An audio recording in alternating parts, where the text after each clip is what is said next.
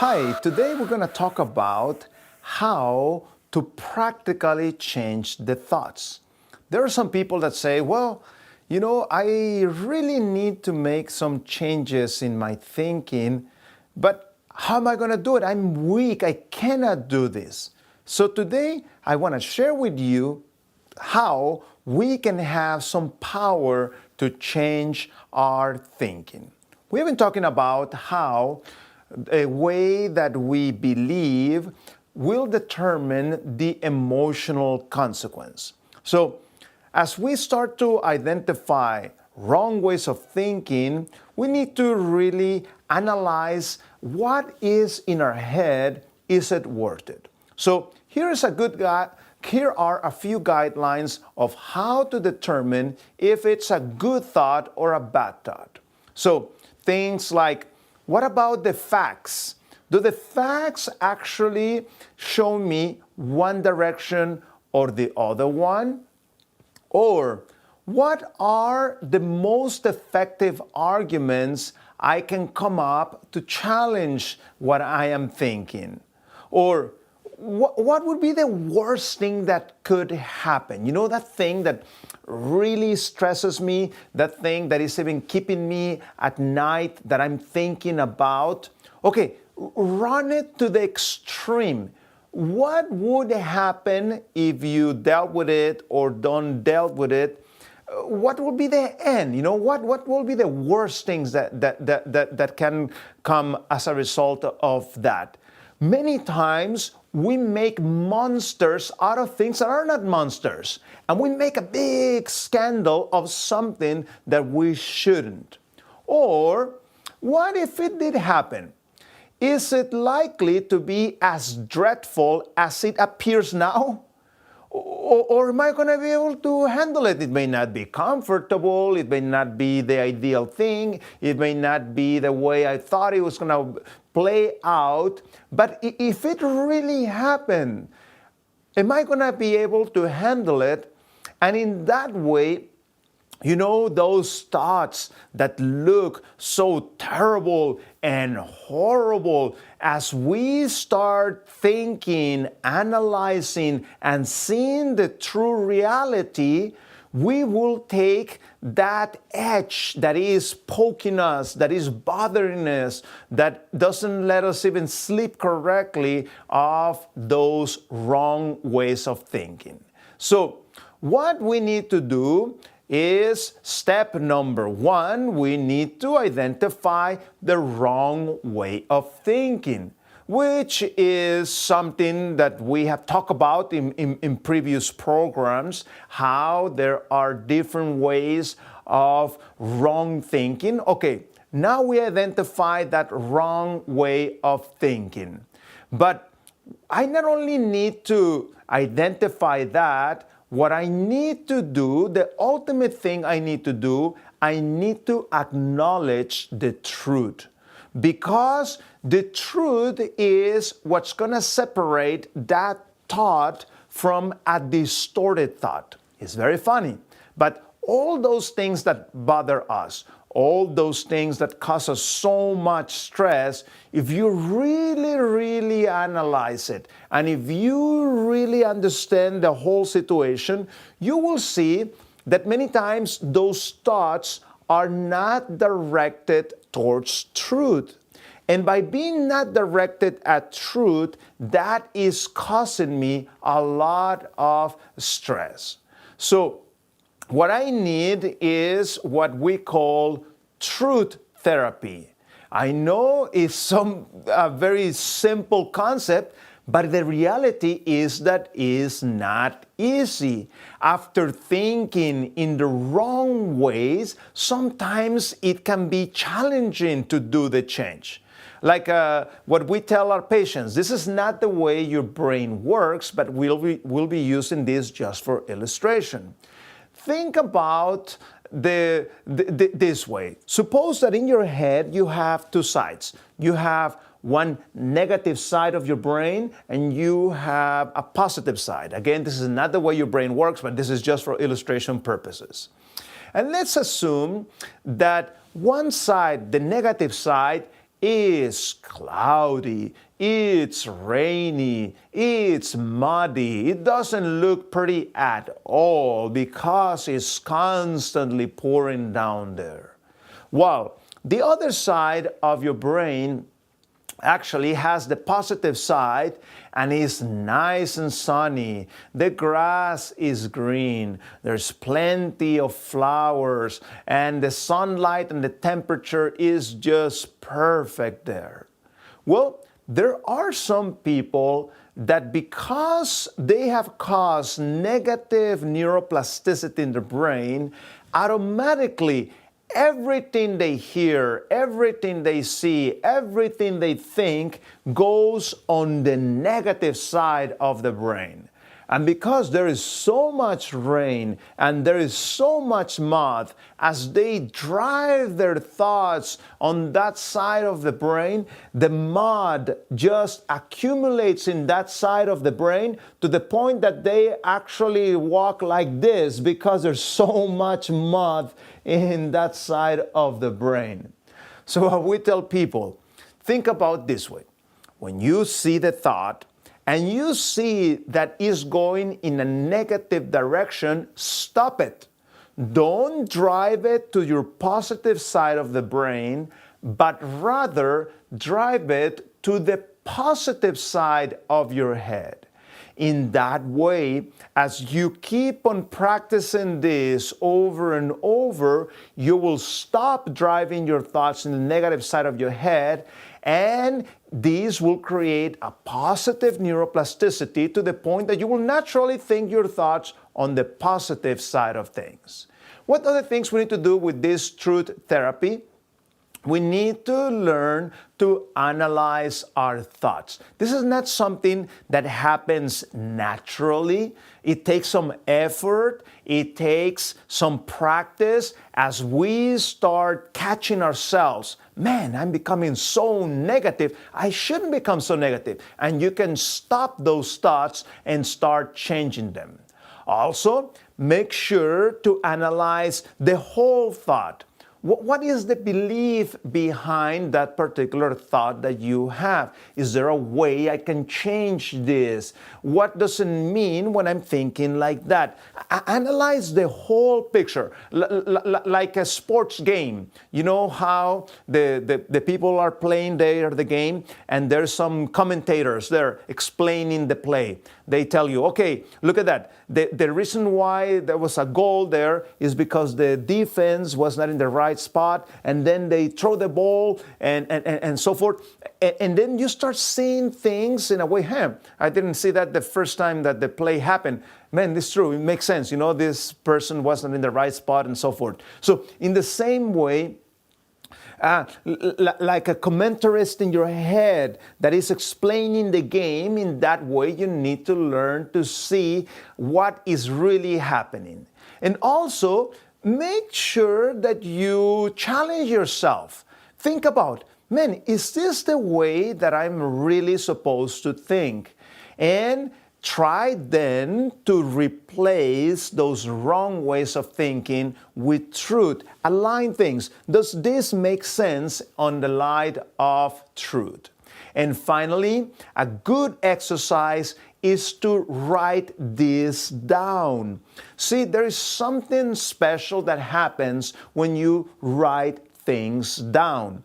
As you identify wrong ways of thinking, if you get in the habit of writing down, look, this was the wrong way of thinking, the way that I should have thought is this.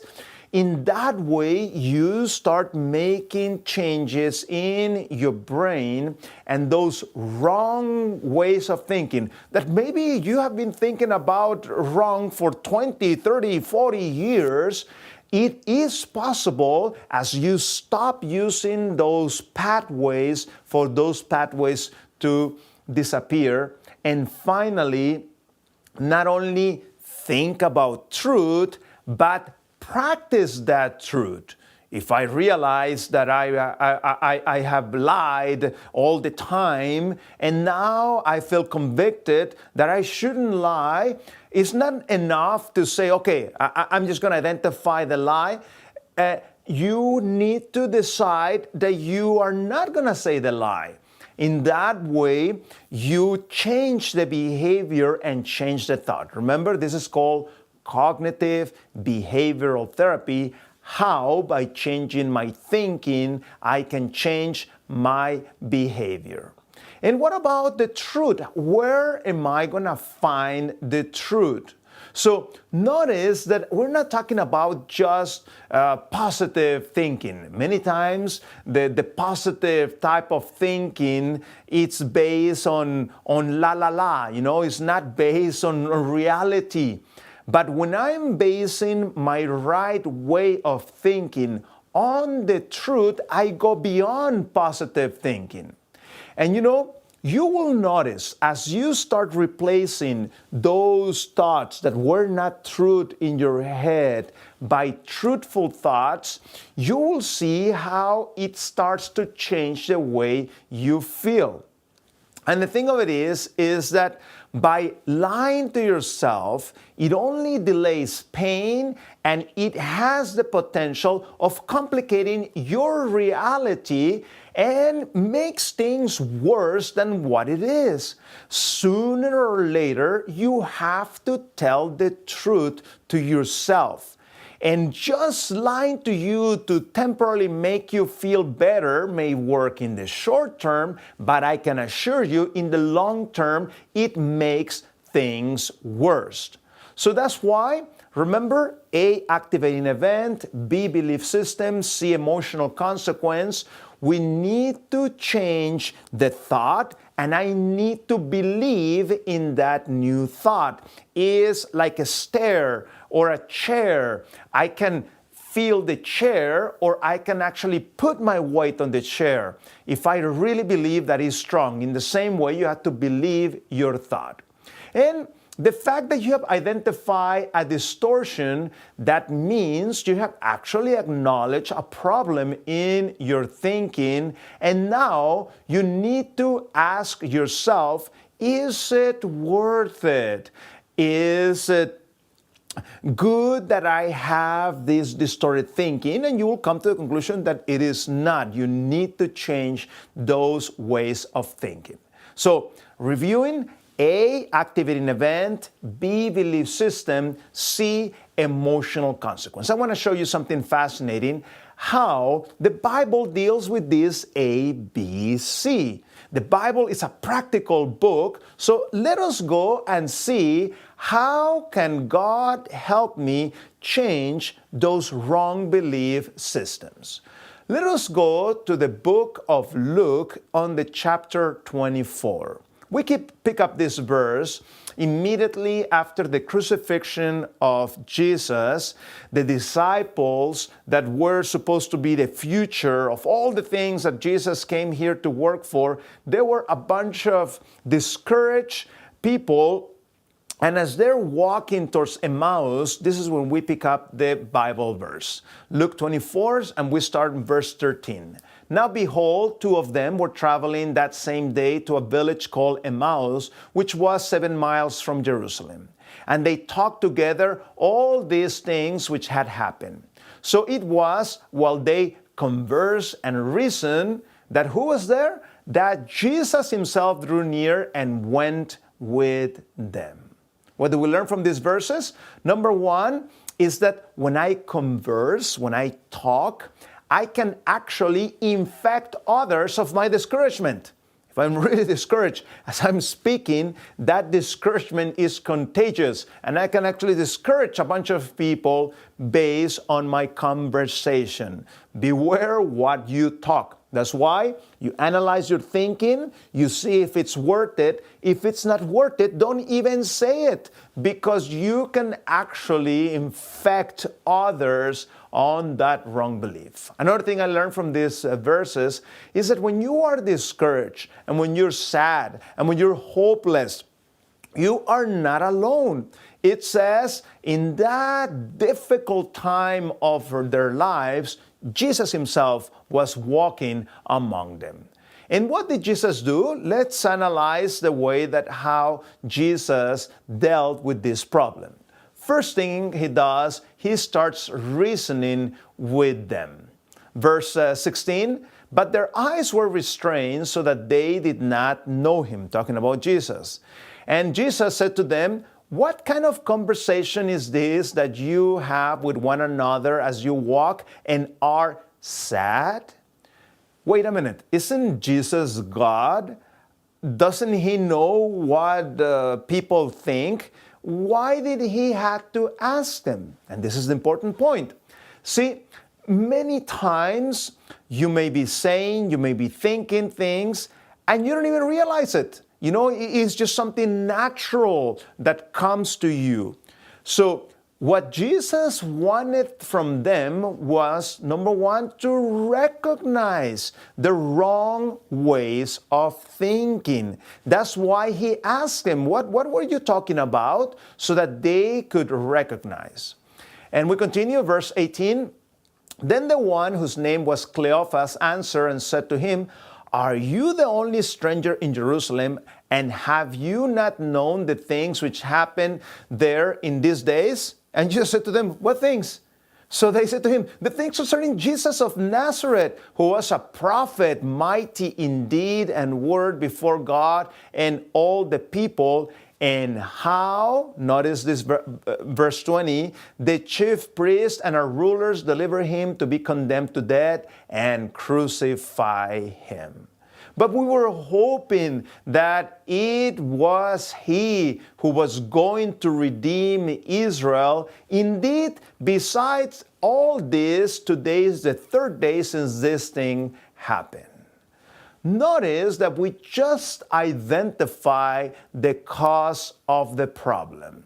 So Jesus started to help him understand those wrong emotions. So remember, we said A, activating event, B, belief system, and based on the belief system is the emotional consequence that we have. Notice how this can be applied also to what we just read. A, activating event. What was the activating event? Well, it was the crucifixion of Jesus. The disciples saw it with their own eyes. It was unfair.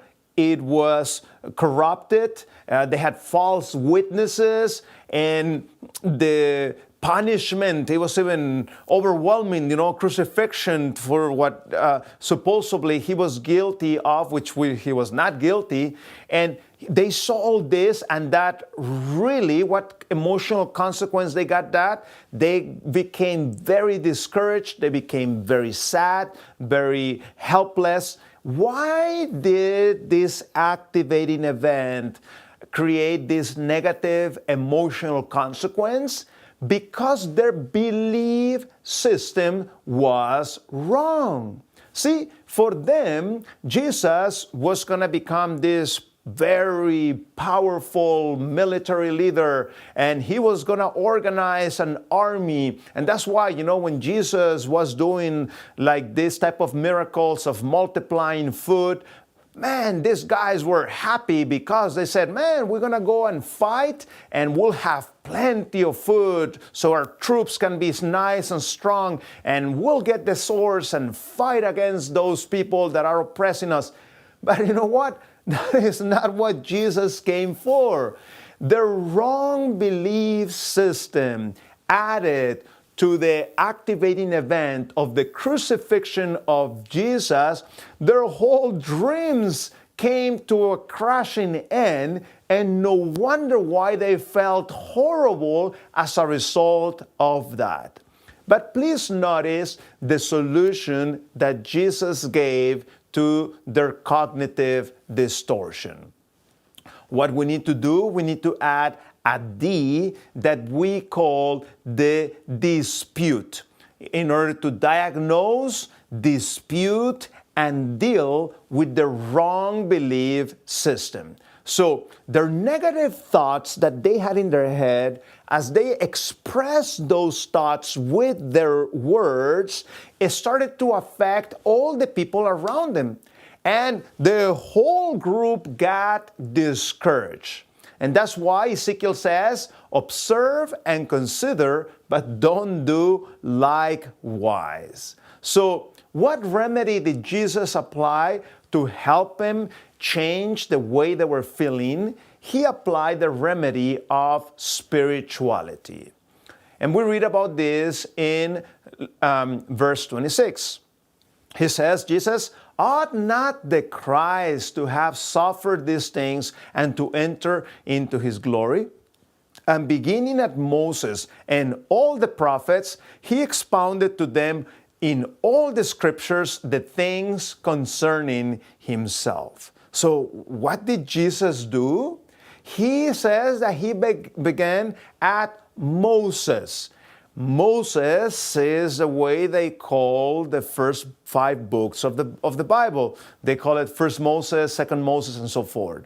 So from the very beginning of the Bible to the prophets, basically, he gave them a Bible study. He showed them all these prophecies. See, the Bible is full of all these stories and examples and prophecies about what was the mission of Jesus.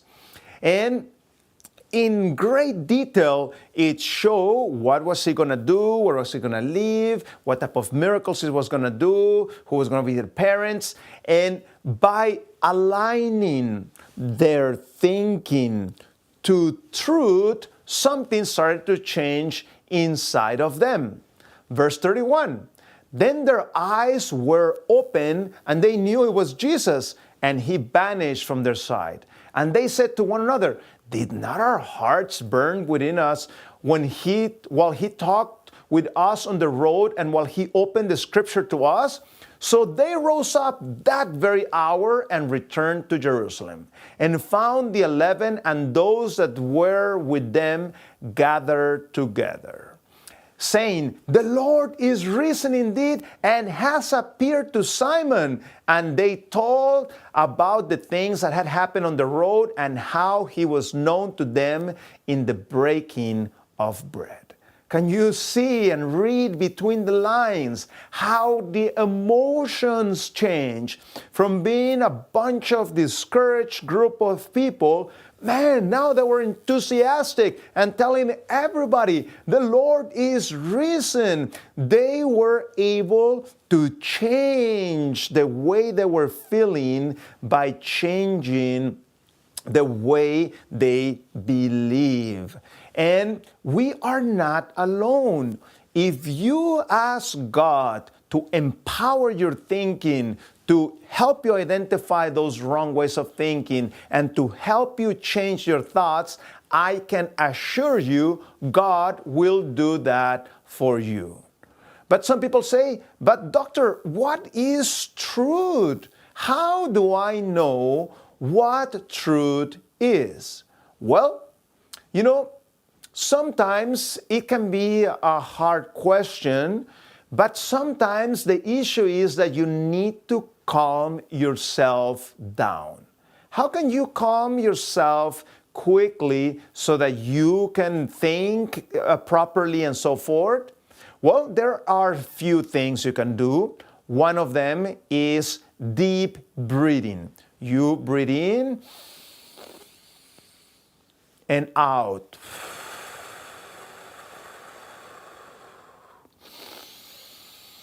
This has a fascinating calming effect in your nerves. See, many times when we feel stress and we have fear and so forth, there's a part of your brain called the amygdala, and that is overactive, and that's what's giving you those feelings of stress and tension and so forth.